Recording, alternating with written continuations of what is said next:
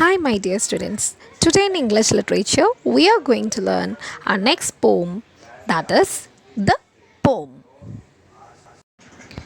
Poetess is Amy Lowell. Amy Lowell was born on February 1874. Published her first poem, Fixed Idea, in 1910. She wrote more than 650 poems. Passed away in 1925 and won the Pulitzer Prize for Poetry in 1926, 1 year after her death. This poem has no rhyme scheme. It is in free verse, it has a simple meaning as well as a deeper thought. So let's enjoy the poem. The poem It's only a little twig with a green bud at the end, but if you plant it, and water it, and set it where the sun will be above it, it will grow into a tall bush with many flowers, and leaves which thrust hither and thither sparkling. From its roots will come freshness, and beneath it the grass blades will bend and recover themselves, and clash one upon another in the blowing wind. But if you take my twig and throw it into a closet with mousetraps and blunted tools, it will shrivel and waste and, some day, when you open the door, you will think it an old twisted nail, and sweep it into the dustbin with other rubbish. New vocabulary: closet, a small room or area like for storage. Hither and thither, here and there. Shrivel, shrink and wither / dry and wrinkled, thrust, push, drive, force, recover, return to their normal state. Clash, brush against one another, blunted, not sharp. Now, let me explain the meaning of this poem. In this, the speaker talks about a twig that she believes must be planted, nurtured, and allowed to grow into a tall bush. That means we need to give it water and sunshine. If we put into a closet instead, then what happens? It will dry and wither away. The poem seems to deal with a plant growing from a twig, but it could also refer something else. What comes to your mind? Can you think? Yes, children, please think. Okay, let me tell you. If we are growing in the proper circumstances and environmental conditions, everyone grows into a very good individual. So, indirectly, the poet means to say that the environment of a child or a person matters a lot. So, we all should learn good things from our surroundings. And if you cultivate something, it will grow, and if you neglect it, it will die. What is the imagery in this poem? That is nature, different colors, a plant growing, a garden full of flowers, and blowing wind, birds, and freshness. These all are wonderful parts of nature as well associated with the imagery of the poem. Now let's go to the textbook exercises. Question answers I'll be sharing in the notes. Next is your homework. You need to find where these expressions are used in the poem. Read it as many times as you want. I'll solve one example for you. That is, it is only a little twig. In the beginning of the poem, the poet says that it's only a little twig, which means it's a small twig which can grow or cannot grow. It may grow or may not grow depending upon how do we treat it. Next is to find the opposite words from the poem. You need to find out. So for large, it can be small or little, and sharpened opposite will be blunt. Remaining words you need to find out. Please read the rhyme poem as many times as you want and solve the exercises. I'll share the keys later on.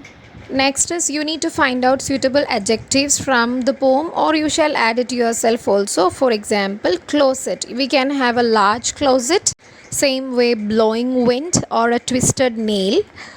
Remaining words, please look into the poem and find out the appropriate adjectives. Let's go to the next textbook exercise. It is about sentences. As we discussed in the previous lessons also, sentence is a group of words which gives us the complete thought or complete meaning. So let's find out how many of these are actually sentences and which are not. First one, she laughed pleasantly. It's a sentence because it is giving us the complete meaning. Walking along slowly, yes. The engines whistle. But how? The large black dog. Sit down. They played cricket on Sunday. So in this, whatever is complete will be complete sentences and remaining will not be.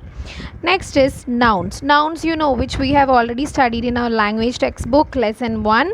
Nouns are the names of persons, place, or things, and in that we have already discussed that proper noun is the proper name, and common noun is the common name, and collective noun is given for group of people, things, and abstract nouns are the names of states, qualities, or actions like honesty, love, or wisdom.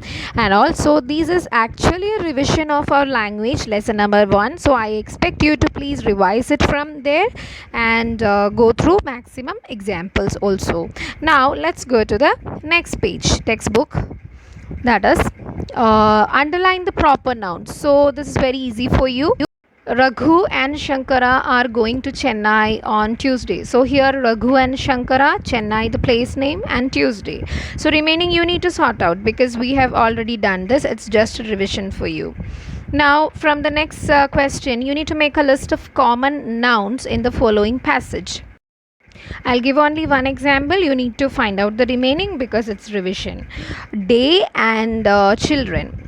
Now, what is proper nouns? Again, the same thing. Proper nouns are the personal names or proper names given to a particular person, place, or things. So you need to find it out and learn more examples, and always it will be in capital letters. The first letter of a proper noun will be in capital letters. That is very very important for you to note. And next you can write more proper nouns example.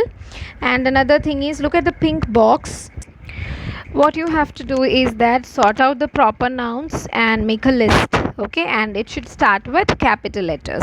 It should begin with capital letters.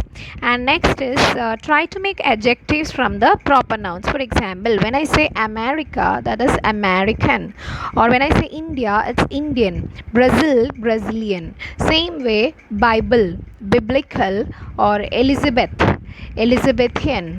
And for Buddha, Buddhist, and for Mars we can say Martian. So these are the proper adjectives formed from proper nouns. Hope you have understood the poem as well as the textbook exercise. Now let's look into the message. This simple poem is full of wisdom. The poetess talks about the abundance that is hidden in each and everything of nature. The wisdom hidden in the poem is our life is like a twig. It will bear fruits only if we plant it in goodness and water it regularly with our hard work and perseverance.